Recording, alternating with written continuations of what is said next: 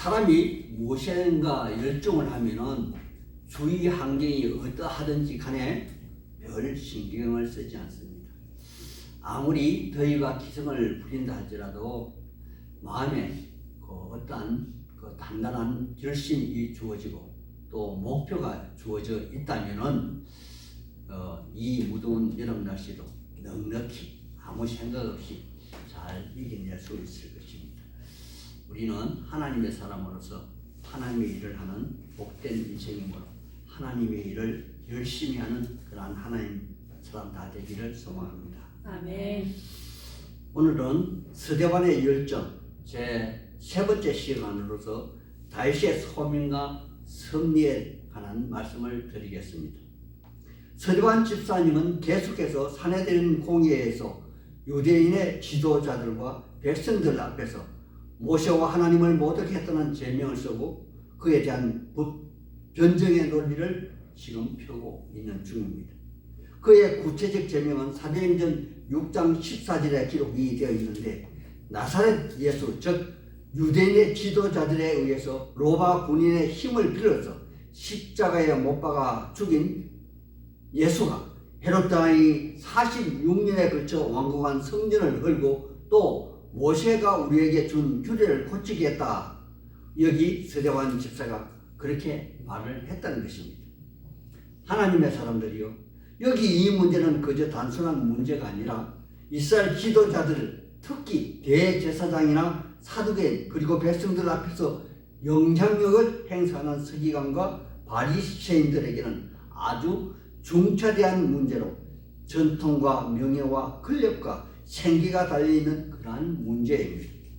왜냐하면 전통이라 하면 이스라엘 나라의 근간을 세우신 믿음의 족장이라는 이들 즉 아브라함과 이삭과 야곱이 이스라엘 하나님과 맺은 언약의 근간 그러한 문제인데 그 언약의 주체이신 이스라엘 하나님이 성전에 계시다는데 스데반 집사님이 말하는 예수는 그 하나님이 계시는 성전을 버려 하나님이 이스라엘 중에 계실 곳이 없게 만들겠다는 것과 또 하나님이 모세에게 친히 기록하여 주신 10계명을 포함한 613가지 토라의 말씀을 단 두 가지 즉 하나님 사랑과 이웃 사랑으로 고치겠다는 예수님의 말씀의 근간 주장입니다. 하나님의 사람들이요, 이스라엘 사람들에게 하나님이 없다는 것은 선민의 근거가 없어지는 그러한 것이기에 그들에게는 감히 상상할 수 없는 그러한 일입니다. 뿐만이 아닙니다. 이스라엘 백성들에게 613가지 모세의 규례가 단 두 가지 규례로 바뀌어진다는 것은 이제부터는 국민들 사이에 재판의 근거가 모세의 율법은 이제 아무 소용이 없다는 것으로 모든 제도 즉 모든 질서가 무너지는 것을 이야기하는 것입니다. 그리고 가장 중요한 문제는 성전이 만약에 허물어진다면 이스라엘 남자라면 누구나 내는 1년에 반세일 성전세가 없어질 것이며 1년에 또 유월절, 맥추절, 수장절 이렇게 세 번 모이는 절기도 사라질 것이므로 그 기간 동안에 드리는 각종 헌물도 사라질 것이 너무도 뻔한 사실이기에 이제부터는 그들의 막대한 수입의 근거를 잃게 되므로 사두개인이나 제사장들은 그들의 생계 수단이 사라지는 그러한 일례가 되는 것입니다. 그래서 그들 대제사장들이 주축이 된 공의원들은 예수를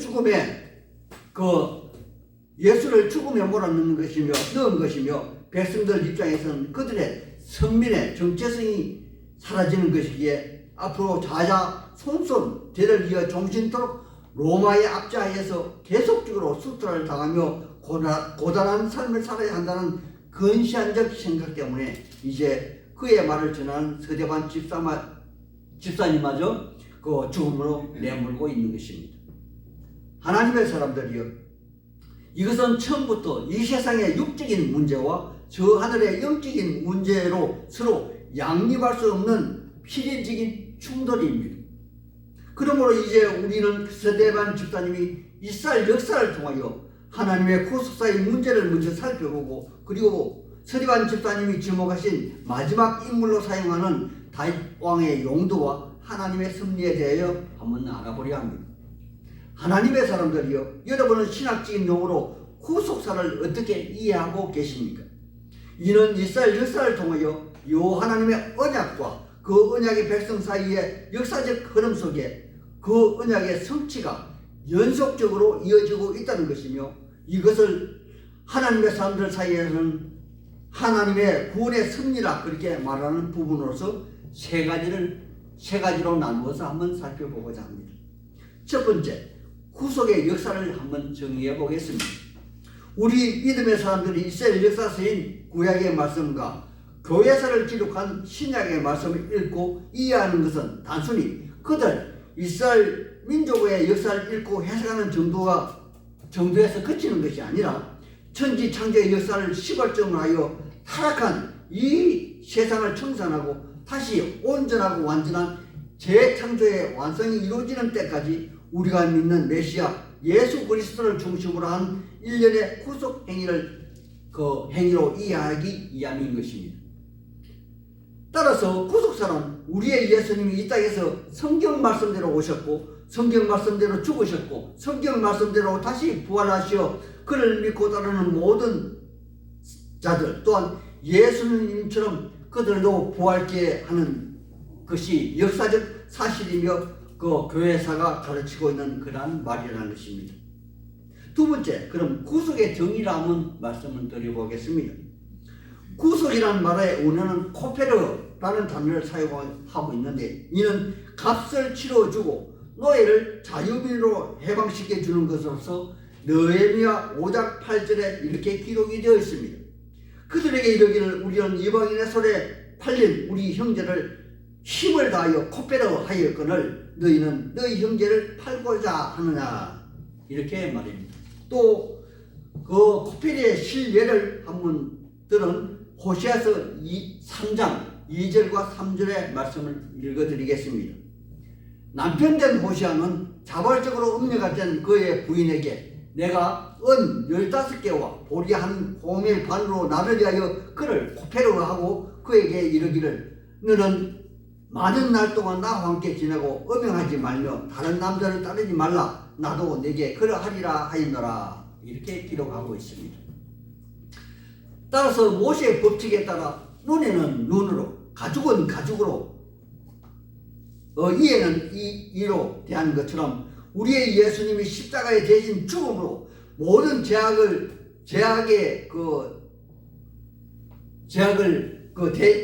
대신하여 갚으심으로 율법의 저주의 속박에서 저주의 인간이 자유인이 되게 한 그러한 사실을 말하는 것입니다. 세 번째, 구속의 범위에 대해서 한번 살펴보겠습니다. 예수 그리스도를 통하여 이루신 하나님의 구속은 단순히 이스라엘 민족에 국한되는 그런 믿음의 사람에게 한정된 것이 아니라 전 우주적인 삼라만상을 포함하는 것으로서 사람의 영혼뿐만 아니라 사람의 육체 그리고 산천 초목 또한 포함하고 있다는 사실입니다. 이는 로마서 8장 19절에서 23절 이하에 자세하게 기록하고 있어 제가 일부분의 말씀을 읽어드리겠습니다. 모든 피조물이 고대하는 것은 하나님의 아들들이 나타나는 것이니 피조물이 허무한 데 굴복하는 것은 자기 뜻이 아니요 오직 굴복하게 하시는 이로 말미암음이니라. 그 바라는 것은 피조물도 썩어짐의 종로로 사는 데서 해방되어서 하나님의 자녀들의 영광의 자유에 이르는 것이라. 피조물이 다 이제까지 함께 탄식하며 함께 고통을 겪고 있는 것은 우리가 아느니라, 이렇게 기록되어 있습니다. 네 번째, 구속사의 언약입니다. 성경은 다른 말로 언약서, 커버넌트입니다. 하나님은 자기 백성에 대한 아브라함과 맺은 옛 언약과 에레미야 33장에 새로 언급한 새 언약을 기록한 언약서입니다. 그러므로 구속사는 성경의 원줄기입니다. 따라서 여호와 하나님은 모든 언약의 출발점이요 마지막 완성자이시기도 하십니다. 하지만 그 중심에 우리 주 예수 그리스도가 있습니다. 요한복음 5장 39절에는 이런 말씀이 있습니다. 너희가 성경에서 영생을 얻는 줄로 생각하고 성경을 연구하거니와 이 성경이 내게 대하여 증언하는 것이니라. 아멘. 이제 본격적으로 다윗의 소명과 하나님의 섭리에 대하여 한번 알아보겠습니다. 지난 시간에 여호와 하나님과 아브라함 사이에 맺어진 400년간의 이방인의 객이 되겠다는 그 언약의 말씀에 그 기한이 다 차서 모세를 통한 이스라엘 백성들이 애굽의 종살이 400년을 마감하고 홍해를 건너 광야 교회 시대로 접어듭니다. 그런데 이 광야 교회 시대는 여호와 하나님이 직접적으로 먹을 것, 입을 것, 그리고 기간은 처소까지 모두 하나님이 책임져 주셨습니다. 하지만 유아기 어린아이 세대의 광야 교회에서는 하나님의 마음을 헤아리지 못하고 모세가 그들에게 전하여 준 율법을 다 지켜 행하지 못합니다. 이때도 여호와 하나님은 그들의 진중앙에 위치한 해막에서 그들의 삶을 지켜보고 계시건만 그들은 여호와 하나님의 구원의 여정을 거꾸로 돌리려 하여 송아지 우상을 만들고 애굽으로 다시 돌아가려 하였습니다. 하지만 그럼에도 불구하고 여호와 하나님은 모세를 이어 그의 수종자 요수아를 세우셔 아브라함과 맺은 언약을 성취하게 하여 가나안 7족속을 몰아내고 그 약속의 땅을 정복하게 하셨고 그곳에서 정착하여 살게 하셨습니다. 하지만 그곳에서도 그들은 이를 성신을 받들고 그 아람의 주신인 아피스 신이라는 황소의 신상을 만들고 산채로 어린아이를 불태우는 몰렉을 섬기기도 하였습니다. 여기에 대한 여호와 하나님의 평가를 아모스 선지자는 아모스 5장 25절에서 27절에 이렇게 평가하고 계십니다.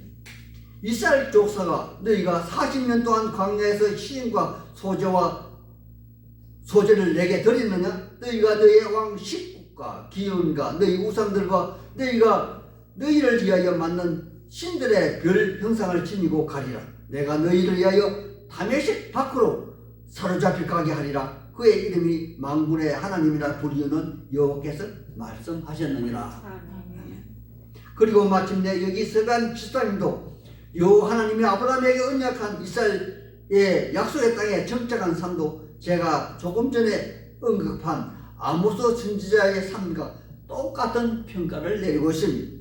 이것이 지난 시간에 언급한 사도행전 7장 42절에서 43절의 말씀입니다. 우리 같이 42절에서 43절의 말씀을 같이 한번 읽어보겠습니다.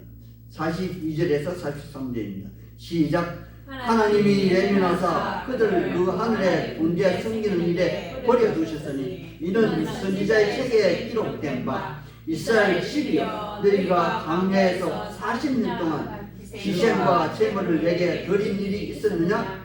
몰록의 장막과 신 네판의 별을 만들었으며 이것은 너희가 절하고자 하여 만든 형상이로다. 내가 너희를 바벨론 밖으로 옮기리라 함과 같으니라. 아멘.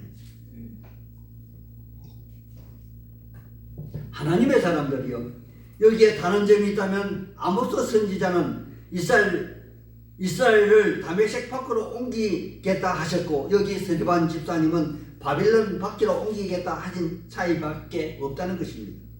하지만 진노 중에서라도 긍휼을 베푸시는 여호와 하나님은 그 가나안 정착의 땅에서 그 한 사람을 눈여겨보셨습니다.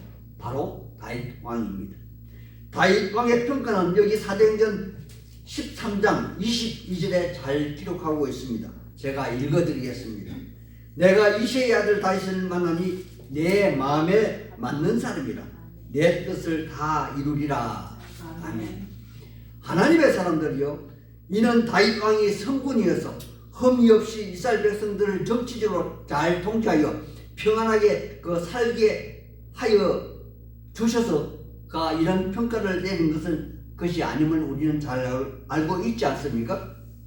그는 이국할 때 그 미친 척 하는 사람이었고 또 친구를 전장에 내몰아 죽게 하여 그의 아내를 자기 아내로 취하였으며 또 자기 아들 압살롬과 왕자를 두고 전쟁을 한 사람이었으며 또 결정적으로 하나님을 믿는 믿음을 버리고 자기의 군대를 개수하여 힘자랑하다가 마침내 하나님으로부터 3일간 온역을 당하여 그 기간 동안 자기의 군사 7만 명을 잃기도 하였다는 것입니다. 그렇다면 다윗이 하나님의 구속사의 섭리에 등장하는 진정한 이유는 과연 무엇이겠습니까? 바로 다윗 왕을 통하여 하나님의 언약의 말씀이 성취된 것으로 이스라엘을 위하여 구주 예수가 이 땅에 오신 것입니다. 또한 다윗 왕의 등장은 하나의 표적 사건, 즉 이 땅의 물리적인 사건이 저 천국의 영적 사건에 대한 표상이 되는 것으로서 상징적인 사건의 대전환을 의미하는 그러한 인물이기도 하다는 것입니다. 예를 하나만 든다면 이스라엘 백성들이 언약의 땅에 들어간다는 것은 영적으로 메시아 그리스도를 믿는 하나님의 사람들이 저 천국의 하늘나라에 입성하는 것과 똑같다는 그러한 말씀을 드리는 것입니다. 그런데 여기 서류한 집사님이 진정 하고 본 말씀은 바로 이 말씀일 것인데, 여기 서류한 집사님이 대적한 공회원들과 그를 죽이는 백성들의 관심사는 온통 그들의 눈에 보이는 성전과 그 성전이 무너져 없어진다는 두려운 마음이 있으므로 서대반 집사님도 성전에 관한 이야기를 하고 있는 것뿐입니다. 하나님의 사람들이여, 곰곰 한번 생각해 보십시오.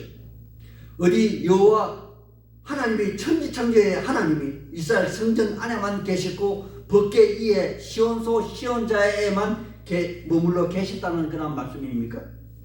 그렇다면 이스라엘 전쟁 역사를 통하여 엘리 제사장 시대에 하나님의 법궤가 성전을 떠나고 전쟁터를 옮겨 다녔을 때 이스라엘 백성들이 과연 그 전쟁에서 승리하였습니까?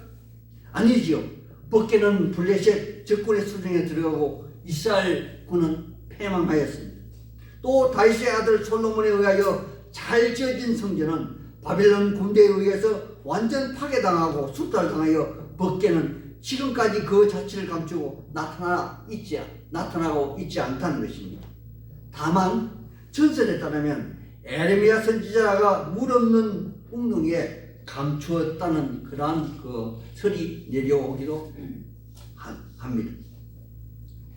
그리고 70년 바벨론 포로 생활 이후 스룹바벨에 의하여 과거에 비교도 안 되는 초라한 성전이 들어서 겨우 명명만 유지하다 이방인 대헤롯 왕이 정치적으로 이스라엘 백성들을 효율적으로 통치하기 위하여 만든 성전이 지금의 성전이지 않습니까? 또한 실제로 여기 성전은 AD 70년경에 로마의 디도 장군에 의해서 파괴되어 지금까지 미스테리한 사건으로 남아있는 로마의 콜로세움 공사 비용으로 사용이 된 것입니다. 그러하다면 여호와 하나님이 그 모든 과정을 다 알고 계실 터인데 아직도 그곳에 머무시면서 이스라엘에게 복을 빌고 계시다는 것입니까? 그래서 감히 서대반 집사님은 이렇게 주장하고 있습니다. 43절에 지극히 높으신 분은 사람의 손으로 지으신 곳에 계시지 아니하시나니 하시면서 이사야서 선지자 66장에 기록된 1절과 2절의 말씀을 인용하고 있습니다. 우리 같이 49절과 50절의 말씀을 같이 한번 읽어보겠습니다. 49절과 50절 말씀입니다. 시작. 주께서 이르시되 하늘의 무덤 나의 발등상이니 너희가 나를 위하여 무슨 집을 짓겠으며 나의 안식할 처소가 어디냐? 이 모든 것이 다 내 손으로 지은 것이 아니냐? 아멘. 하나님의 사람들이여, 이제 오늘 서대반 집사님의 반증의 논리가 절정에 이릅니다. 51절에 목이 곧고 마음과 귀에 할례를 받지 못한 사람들아, 너희도 너희 조상들 같이 항상 성령을 거스리는도다. 아멘.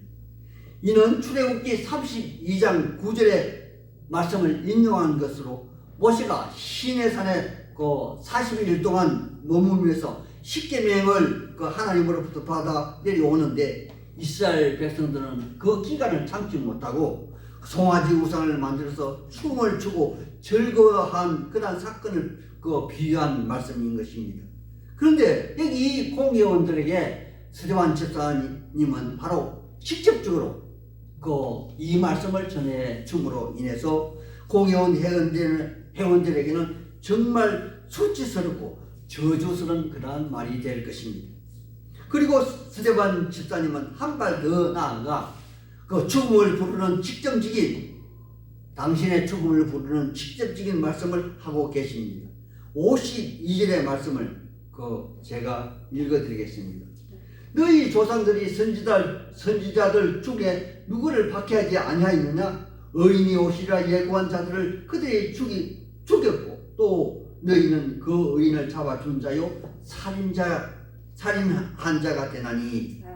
아멘.